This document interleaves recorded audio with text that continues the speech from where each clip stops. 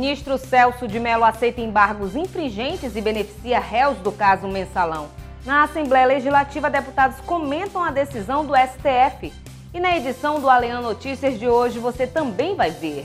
Deputado José Ricardo quer debater em audiência pública sobre a PEC que institui o controle externo dos tribunais de contas da União e do Estado. Bancários pedem apoio à Assembleia para a execução de ação trabalhista contra o Banco do Brasil. E ainda, deputado Cabo Maciel cobra a posição do DENIT sobre a reforma e a liberação do porto de Itacoatiara. Boa noite. O ministro Celso de Mello não aceitou a pressão das multidões, como mesmo disse, e votou pelo uso dos embargos infringentes no caso do Mensalão. A medida vai beneficiar 12 réus que podem ter novo julgamento. Na Assembleia, o deputado Sidney Leite lamentou a decisão. Na tarde desta quarta-feira, o Supremo Tribunal Federal decidiu retomar o julgamento de 12 réus condenados no Mensalão. Isso porque o ministro Celso Mello votou a favor dos embargos infringentes, que é o recurso cabível quando não for unânime o julgado proferido em apelação e em ação rescisória.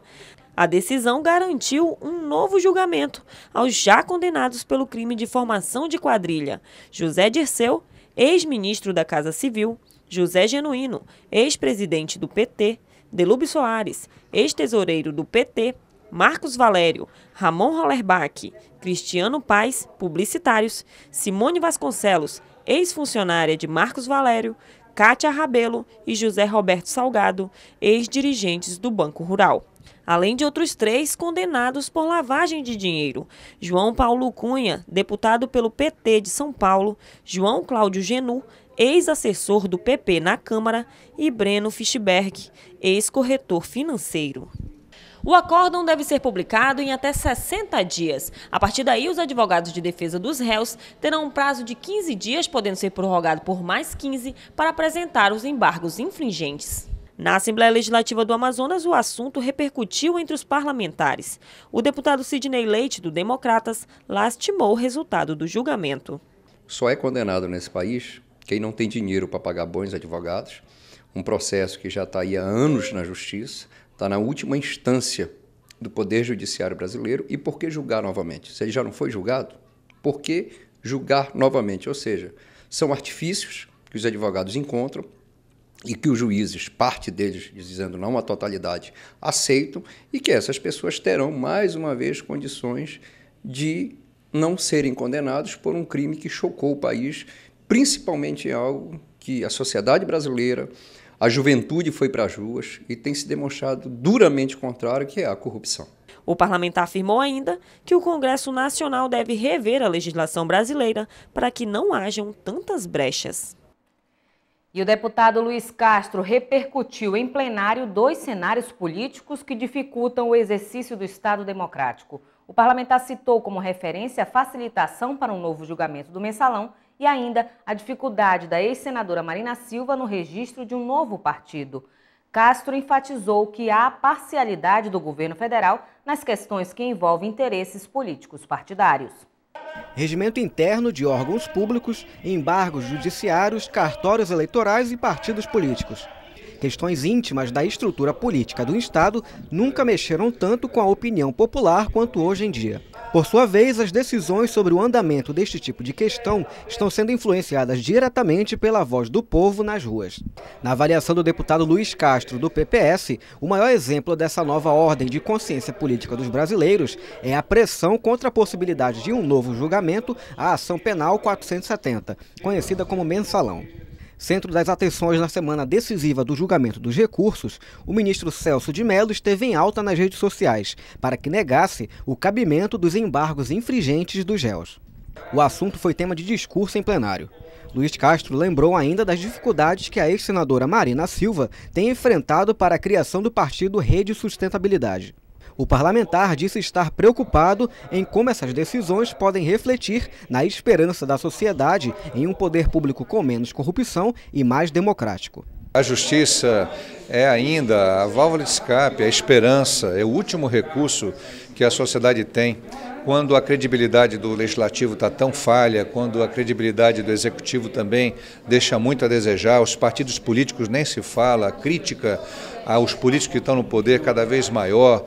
Nós observamos vereadores que com um mandato já ficam ricos subitamente, não conseguem explicar a origem da sua riqueza, pessoas que deixaram de representar a sociedade e passaram a representar outros interesses seus e de empresas às quais estão associadas. O judiciário é, então, aquele pai, né, vigilante, aquela possibilidade de que seja corrigido o erro, seja corrigido o desvio, seja punido o infrator. Mas no Brasil nós estamos correndo o risco de colocar por terra toda a credibilidade que o judiciário vinha resgatando nos últimos anos. Já o líder do Partido dos Trabalhadores na Casa alertou para o peso que as decisões do Supremo Tribunal Federal possuem. Ele comentou sobre o risco de apressar o fim do caso Mensalão. A população não aceita a impunidade, quer que aquele que está envolvido em atos irregulares na administração pública seja punido. Haja a lei já existe, ele seja cumprido e que o processo de julgamento seja rápido, claro, adequado para isso. Agora, o caso do Mensalão a gente vê que está se arrastando há muito tempo. Há um certo sentimento de que é uma coisa muito direcionada contra um partido ou contra uma situação política, e enquanto que tem outras situações semelhantes, e às vezes até piores, ou é que o Supremo não age da mesma forma. Mensalão é o nome dado ao caso de denúncia de corrupção política mediante compra de votos de parlamentares no Congresso Nacional do país entre 2005 e 2006. O caso teve como protagonistas alguns dos principais integrantes do governo do presidente Lula. No dia em que o Partido Socialista Brasileiro decide entregar cargos no governo federal, o deputado estadual e único representante do PSB na Casa Legislativa, Marcelo Ramos, afirmou que, com a decisão, há a possibilidade da sigla despontar como uma alternativa ao governo federal nas próximas eleições. O parlamentar lembrou que, apesar do desligamento, o partido não fará oposição ao governo Dilma. Com a entrega dos cargos que possui no cenário federal, como o de ministro da Integração que pertencia a Fernando Bezerra Coelho e a Secretaria dos Portos de Leônida Cristino, PSB anuncia a saída do governo. A decisão foi divulgada pelo governador de Pernambuco e presidente do partido, Eduardo Campos. Apesar da decisão, o PSB não pretende virar oposição ao governo do PT. O deputado estadual Marcelo Ramos, único representante do partido no parlamento estadual, afirmou que essa é uma decisão coerente com os valores da sigla. Eu acho que já era sem tempo. A atitude do PSB é uma atitude madura, responsável de um partido sério. O PSB ajudou o projeto do presidente Lula, ajudou o projeto da presidente Dilma e hoje entrega os cargos. O PSB não passa para a oposição no Congresso Nacional. O PSB continuará dando sustentação ao governo Dilma no Congresso Nacional, mas entregou os cargos. A decisão de entrega dos cargos cria a expectativa de uma possível candidatura ao governo federal por parte de Eduardo Campos, mas o fato ainda não foi confirmado pelos dirigentes do partido. Primeiro, porque a nossa aliança com o PT não era vinculada a cargos. E segundo, porque o PSB começa a construir um projeto alternativo para o país com a possível candidatura do nosso presidente Eduardo Campos e não tem cabimento alguém querer ter candidato a presidente e continuar dentro de um outro governo. O PT fez isso conosco aqui em Manaus, mas nós não somos igual a eles. Com a entrega dos cargos do PSB, o governo federal deixa de ter o apoio de 4 dos 81 senadores e 25 dos 513 deputados federais, que pertencem ao partido, o que equivale a aproximadamente 5% em cada caso. O deputado José Ricardo quer realizar uma audiência pública para debater a proposta de emenda à Constituição que institui o controle externo dos tribunais de contas da União e do Estado. O parlamentar afirma que atualmente os membros dos tribunais trabalham por meio de indicação política. O deputado estadual pelo PT, José Ricardo, encaminhou nesta quarta-feira requerimento à mesa diretora propondo a realização de uma audiência pública para debater a proposta de emenda à Constituição que institui o controle externo da atuação administrativa e financeira do Tribunal de Contas da União e dos Tribunais de Contas dos Estados. A proposta também inclui o cumprimento dos deveres funcionais dos ministros e conselheiros dos órgãos. De acordo com o parlamentar, o objetivo é conhecer e debater o conteúdo da proposta com representantes da Frente Parlamentar Mista do Congresso Nacional e das entidades da sociedade civil, que em conjunto apresentaram a PEC à mesa da Câmara dos Deputados. Basicamente, a proposta ela prevê alterações nessas estruturas do Tribunal de Contas da União e Tribunais de Contas do Estado, que envolve a escolha de conselheiros, atribuições e, ao mesmo tempo, o fato de que o tribunal precisa também ter a sua submissão a um controle externo, a um organismo do próprio sistema público, que no caso é o Conselho Nacional de Justiça. Ainda sobre a proposta de emenda à Constituição, José Ricardo destacou que o documento se fundamenta em levantamentos que apontam que 25% dos membros dos tribunais de contas estaduais não possuem informação adequada para o exercício da função. Segundo o parlamentar, outro problema apontado é o vínculo mantido entre membros nomeados para estas cortes e as forças políticas responsáveis pelas suas nomeações. O Tribunal de Contas do Estado, sem desfazer nenhum membro, nenhum conselheiro, mas a maior parte dos conselheiros foram indicados, estão lá por uma indicação política, uma escolha política, ou de um governador, de um ex-governador, ou do Poder Legislativo. Lógico, eles vão sofrer as influências dessa proximidade de quem o indicou. Então, nós precisamos aperfeiçoar o sistema, temos que dar um passo a mais e, inclusive, envolver entidades de classe, como conselhos de economia, de contabilidade, administração e direito, para, num processo rotativo, estarem indicando também conselheiros. Essa é uma das propostas contempladas nessa PEC apresentada no Congresso Nacional. Sindicato dos Bancários do Amazonas vem à Casa Legislativa para dar visibilidade a um processo judicial que se arrasta por 25 anos contra o Banco do Brasil. O deputado Marcos Rota garantiu que a Casa Legislativa vai apresentar um documento solicitando o apoio da bancada federal para solucionar o caso. Há 25 anos, 430 bancários do quadro do Banco do Brasil lutam na Justiça por uma equiparação salarial com o Banco Central. O benefício já foi concedido, porém os sucessivos recursos por parte do banco impediram que os funcionários recebessem a verba. O advogado do Sindicato dos Bancários, Antônio Pinheiro, garantiu que a Justiça não tem cumprido o papel ao protelar o pagamento aos funcionários. Isso é uma ação de cumprimento em razão de um acordo coletivo que foi feito no Supremo Tribunal, no Tribunal Superior do Trabalho, e como o Banco do Brasil não honrou o compromisso ali, naquela convenção coletiva de trabalho, se resolveu entrar com a ação de cumprimento. Havida a sentença resultou em deferir o direito aos trabalhadores. Marcos Rota, deputado estadual pelo PMDB, que concedeu a cessão de tempo aos bancários, demonstrou apoio aos trabalhadores que até hoje ainda não conseguiram ter o direito amparado pela Justiça, tanto estadual quanto federal, já que o caso já chegou, inclusive, ao Supremo Tribunal Federal. Eu acho uma injustiça muito grande que a Justiça brasileira está fazendo com 430 servidores de um patrimônio do povo brasileiro, que é exatamente o Banco do Brasil, né?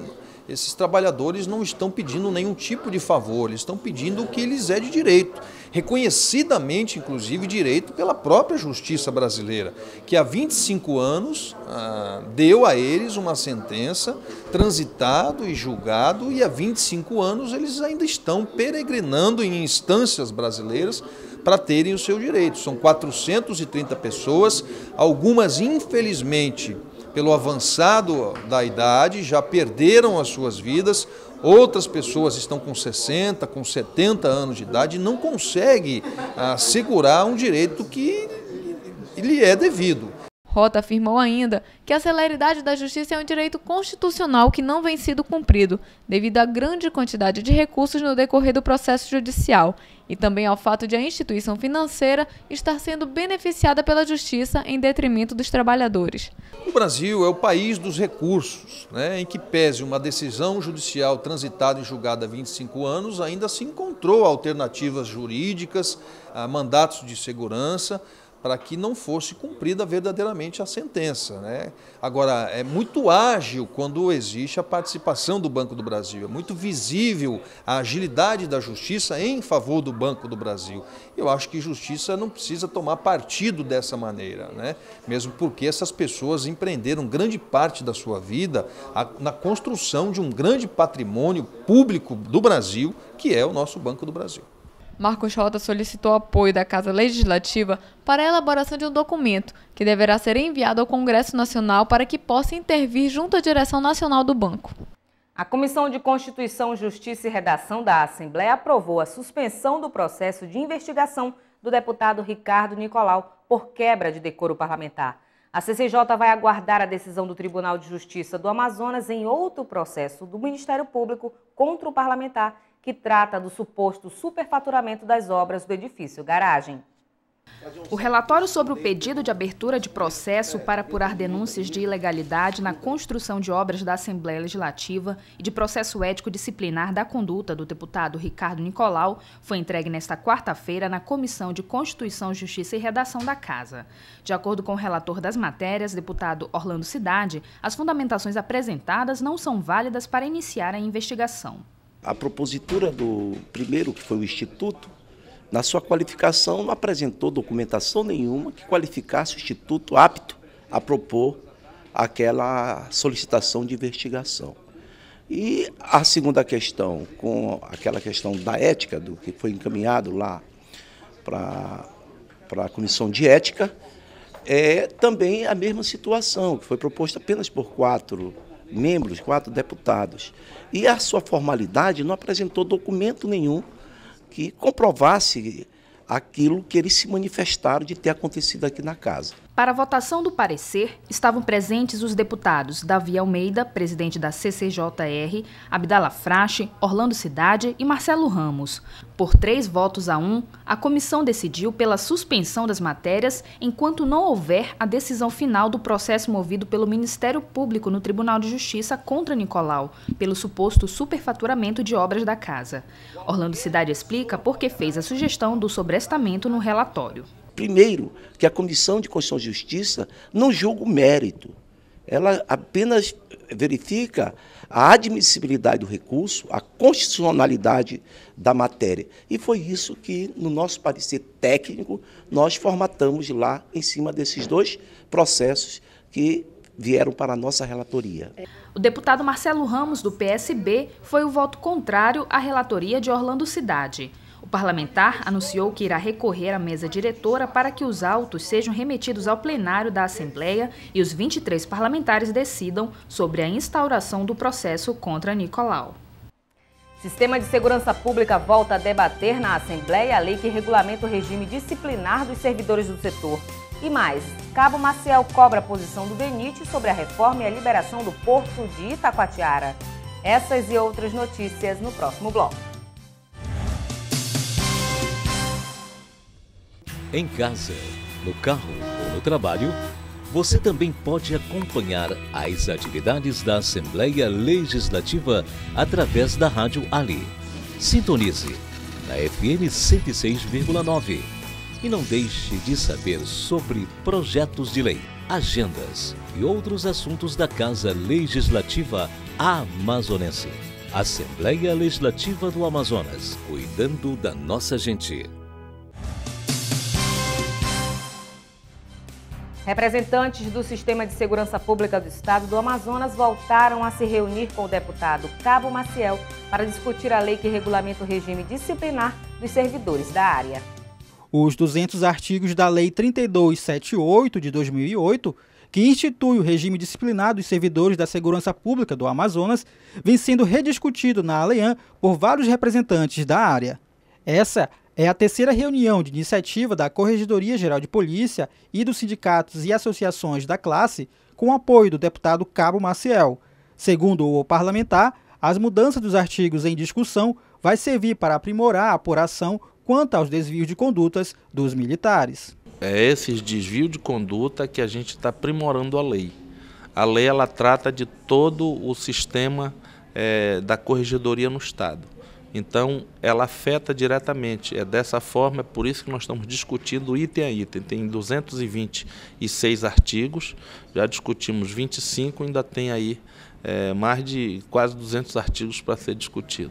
Para o vice-diretor-presidente da Associação de Oficiais das Polícias e Bombeiros Militares do Amazonas, a legislação não está de acordo com as leis atuais vigentes. A Polícia Militar está necessitando de uma adequação à Constituição da República Federativa do Brasil, dentro de todos os seus níveis, o nível de oficiais, de praças e inclusive daqueles que estão no universo acadêmico também. Então toda essa temática voltada à disciplina vai reordenar a legislação policial militar, a Constituição e outras leis esparsas que existem em nossa federação.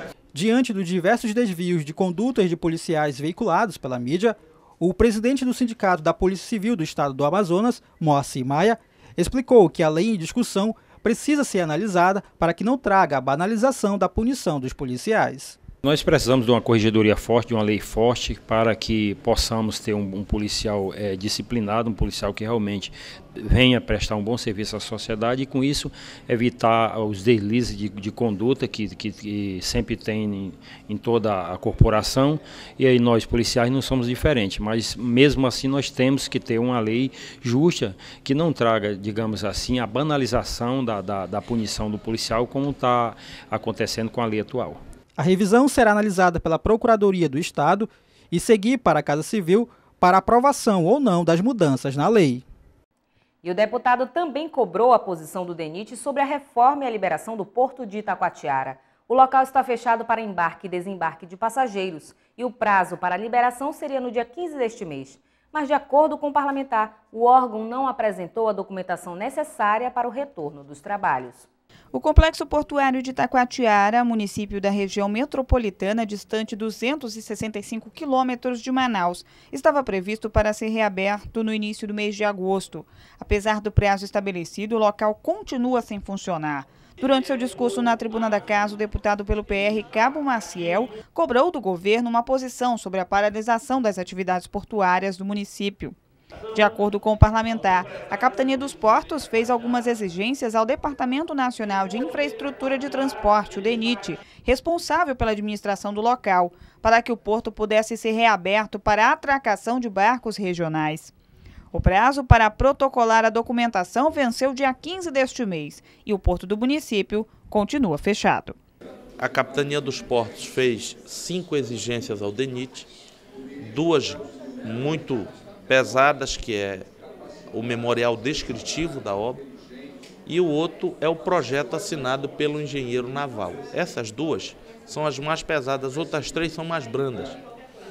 E aí eu já conversei com o superintendente do DENIT, Fábio, e ele me disse, tinha me dado um prazo até o dia 15 de setembro para que o DENIT já pudesse protocolar essas exigências da capitania, para que aí o comandante César Borges pudesse autorizar o funcionamento do porto. Enquanto isso não acontece, os sindicatos todos estão parados, os funcionários tendo que vir a Manaus trabalhar, arriscando sua vida, vindo de Itacoatiara para Manaus para trabalhar no Chibatão e outros portos. Por outro lado, as lanchas continuam agindo sem nenhum tipo de segurança, conduzindo as pessoas, pagando uma taxa de 15 a 20 reais para se deslocar até o outro lado do rio, onde está passando uma embarcação que vai direcionada a Parintins, Santarém, Belém. O deputado explicou que a falta desse protocolo da documentação tem atrapalhado o aquecimento da economia de Itacoatiara, a geração de emprego e renda e os sindicatos que estariam operando no porto se estivesse aberto. Cabo Maciel informou ainda que já conversou com o superintendente regional do DENIT, Fábio Galvão, para que o mesmo se desloque hoje a Brasília para tratar do assunto com o comandante da Secretaria Aquaviária do órgão. O parlamentar afirmou que deve aguardar até sexta-feira para obter uma resposta. Caso contrário, entrará com uma ação no Ministério Público contra o DENIT. Eu vou aguardar até sexta-feira. Se sexta-feira o Fábio Galvão não me der um resultado, que hoje ele está a Brasília, foi a Brasília, tratar desse assunto, que ele quer uma definição da reabertura do porto. Se até sexta-feira isso não proceder, eu vou chamar o meu departamento jurídico, vou preparar uma ação e vou fazer as denúncias no Ministério Público Estadual e Federal. Produtores de fibras vegetais de Manacapuru recebem na próxima sexta-feira, dia 20, a subvenção do Executivo. Na sessão plenária desta quarta-feira, parlamentares comentaram a importância do pagamento do benefício. A subvenção é um benefício pago pelo governo do estado aos trabalhadores do ramo extrativista. No meio deste ano, os seringueiros receberam um incentivo e agora chegou a vez dos produtores de fibras vegetais. O deputado estadual Orlando Cidade afirmou que o benefício é necessário para a manutenção da produção. Sexta-feira, a partir das 9 horas, lá em Manacapuru, será feito o pagamento da subvenção do pagamento da Jutimalva aos produtores desse produto lá no município de Manacapuru. O deputado Adjuto Afonso também se mostrou favorável à medida. O parlamentar afirma que políticas públicas de atenção ao extrativismo fazem parte das metas do governo do estado.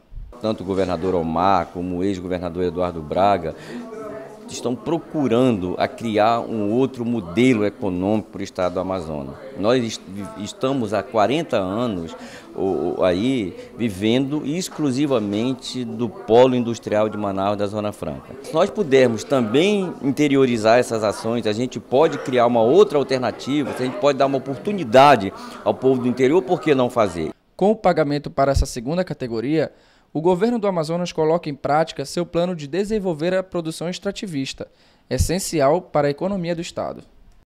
O incremento econômico com o lançamento do suco de açaí mais banana por uma multinacional de bebidas foi destacado pelo presidente da Comissão de Agricultura da Assembleia, deputado Orlando Cidade. O parlamentar acredita que a comercialização da fruta vai promover desenvolvimento no interior. Em pronunciamento realizado durante o pequeno expediente, o deputado Orlando Cidade destacou a proposta de uma indústria multinacional especializada na produção de bebidas em utilizar o açaí colhido no estado para a fabricação de um novo sabor de suco. Segundo o parlamentar, o fruto, que é energético, pode se tornar um importante instrumento de desenvolvimento econômico. Na Amazônia e não diferente no Amazonas, a maior parte do açaí é produzido da maneira extrativista. Aquele açaí que está lá nas matas, que estão lá nos igapós, que o caboclo vai lá e colhe aquele açaí e traz para os centros para o seu beneficiamento. Agora a alegria maior é o investimento que esta multinacional, Coca-Cola, vai trazer para produzir esse produto energético que entendemos ser, que é a união da Coca-Cola com o nosso açaí. Isso vai ganhar o mundo afora, como hoje o açaí é considerado um dos melhores energéticos para qualquer atividade, para um atleta, para um jovem, o nosso açaí da Amazônia. Orlando Cidade, que também é presidente da Comissão de Agricultura, Pecuária e Pesca da Leam, alerta agora para a necessidade de se incentivar a produção em larga escala do fruto. Segundo o parlamentar, o açaí ainda é resultado da atividade extrativista e cita o exemplo do estado do Pará, que ao incentivar o cultivo sustentável do produto, se tornou o maior produtor brasileiro. A campanha nacional de trânsito foi lançada nesta quarta-feira na Assembleia Legislativa. A ação deste ano, que conta com o apoio do deputado Marcelo Ramos, que preside a Comissão de Trânsito da Casa, tem o foco no combate ao uso do álcool e outras drogas. Com a proposta de conscientizar cada vez mais a população quanto aos danos causados pelo álcool e drogas ao volante, a campanha desse ano pretende realizar um amplo debate sobre a mudança de postura no trânsito.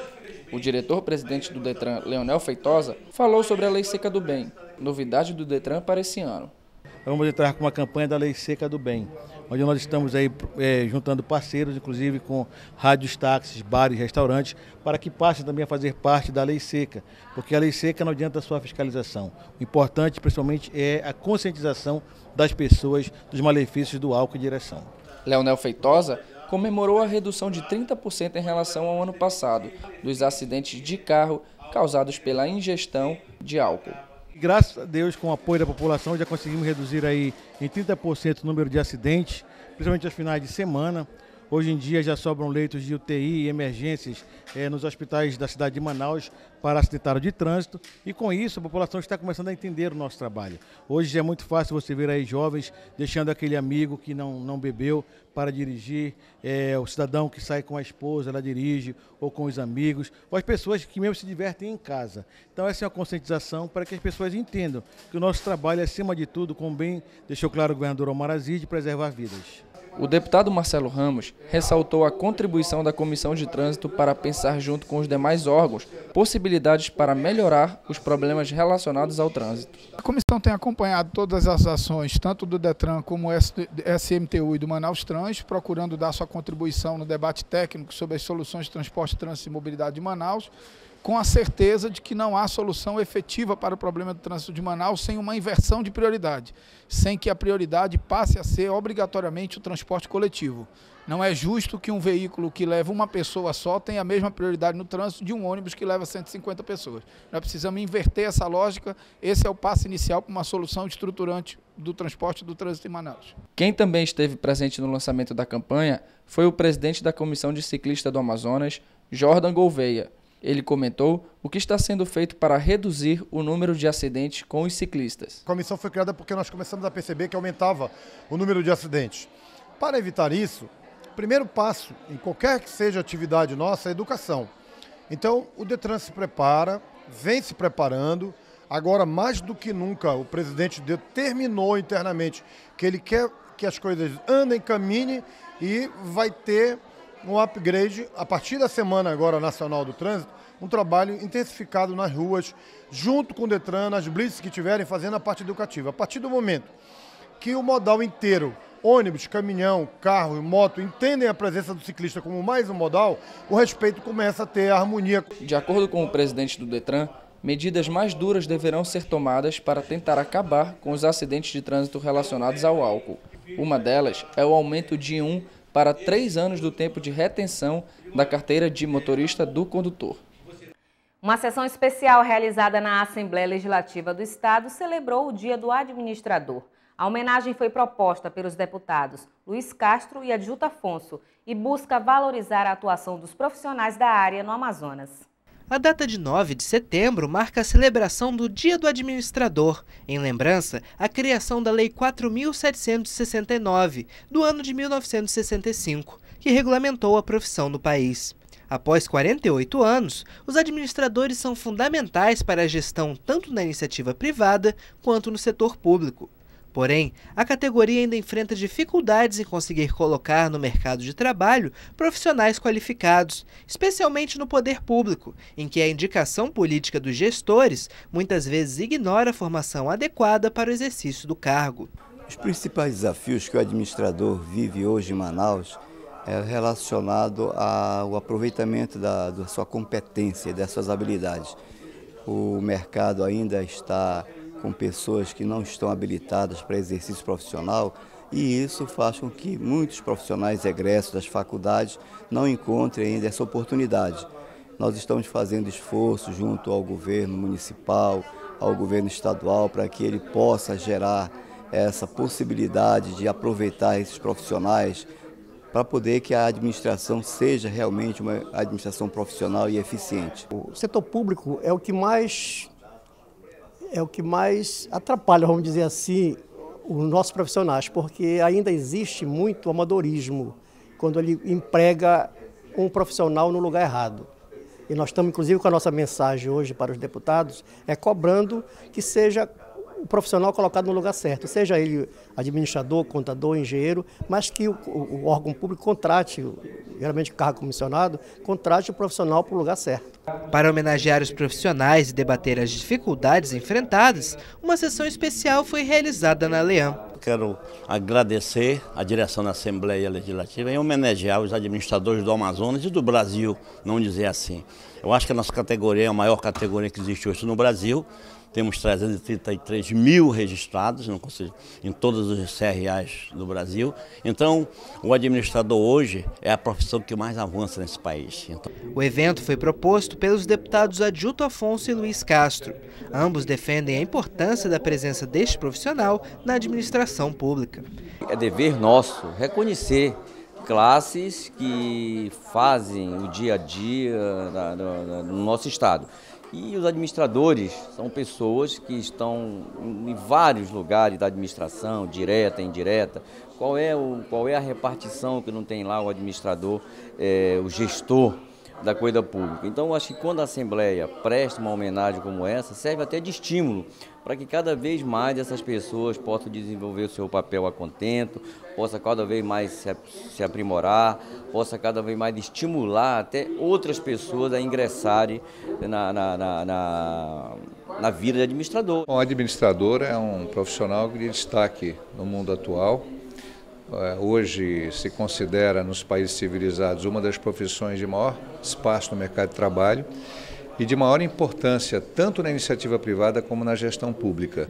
A sessão foi conduzida pelo vice-presidente da Assembleia Legislativa, deputado Belarmino Lins. Diversos profissionais que se destacaram foram lembrados pelo Poder Legislativo e receberam homenagens em plenário. Deputado Arthur Bisneto propõe a instalação de pontos sonoros no sistema de transporte coletivo. E mais, deputados serão agraciados pela CDL Manaus com o prêmio Mérito Logista. Veja no resumo de notícias. Mais de 50 mil pessoas com deficiência visual poderão ser beneficiadas com pontos sonoros a ser instalados nos ônibus urbanos, intermunicipais e interestaduais do Amazonas. A proposta foi apresentada pelo deputado Arthur Bisneto na ALEAN. Caso o projeto seja aprovado, as empresas de transportes urbano deverão instalar em seus ônibus mecanismos de anúncios sonoros nos veículos. Os deputados Marcelo Ramos, Adjuto Afonso e José Ricardo estarão entre os 6 parlamentares da ALEAN a serem agraciados pela Câmara dos Dirigentes Lojistas de Manaus com a estatueta Deusa da Fortuna, Prêmio do Mérito Logista. A premiação ocorrerá no dia 18 de outubro no Tropical Hotel Manaus. A medalhista de ouro pela Seleção Brasileira de Ginástica Rítmica, a amazonense Bianca Maia, será homenageada pela ALEAN com o título de Cidadã Benemérita do Estado do Amazonas. A iniciativa é do deputado Fausto Souza, que concederá a sessão de tempo no plenário Rui Araújo no primeiro dia de outubro. Representantes do Fórum Estadual de Educação do Amazonas se reuniram nesta quarta-feira na ALEAN para discutir a aprovação das coordenadorias que irão trabalhar na Conferência Estadual de Educação a ser realizada nos dias 16, 17 e 18 de outubro. A reunião faz parte do calendário do Conselho Nacional de Educação, o CONAI, que discutirá o tema em Brasília na segunda quinzena de fevereiro em 2014. Deputado Cabo Maciel destacou a importância do programa da Polícia Militar de Ecoterapia como forma de auxiliar o ser humano a encontrar equilíbrio nas atividades práticas da corporação. O parlamentar pediu maiores investimentos na ampliação do espaço utilizado atualmente para a prática. CPI da telefonia chega ao município do Careiro Castanho, a 88 quilômetros de Manaus. A viagem acontece nesta quinta-feira. O município é o quarto a receber os membros da comissão presidida pelo deputado estadual Marcos Rota, que quer conhecer os problemas enfrentados pelos moradores da localidade. Exemplo que nós já fizemos em Novairão, em Manacapuru e Iranduba. Nós estamos nos deslocando amanhã, pela manhã, às 8 horas da manhã, até o Careiro Castanho. No Careiro Castanho, na Câmara Municipal, nós vamos abrir espaço para que os representantes da Prefeitura, para que o prefeito, para que os vereadores, a sociedade de uma maneira geral, o comércio, as agências bancárias, o juiz, o promotor, o defensor público, os comerciantes e as comunidades de uma maneira geral, possam utilizar a tribuna para falar da sua insatisfação e da sua avaliação a respeito dos serviços de telefonia fixa, móvel e também de internet.